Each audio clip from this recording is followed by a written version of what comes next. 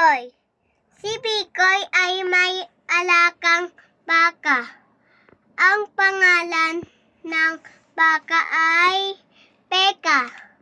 Malusog at mataba ang alakang baka ni Pikoy. Marami itong ipinibigay na gatas kay Pikoy. Tuwing umaga ay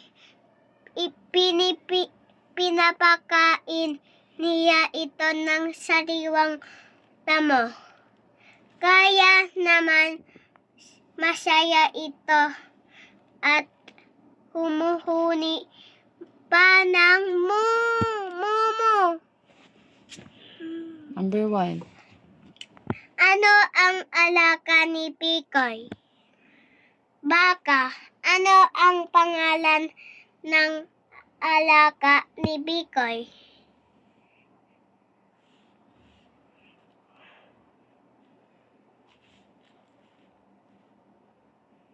Peka. Ano ang pinapakain niya dito? Sariwang damo.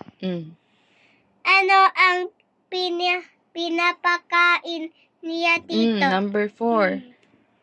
Ano ang pinapakain? Number 4. Ano ang ipinibigay nito sa kanya? Sariwang damo.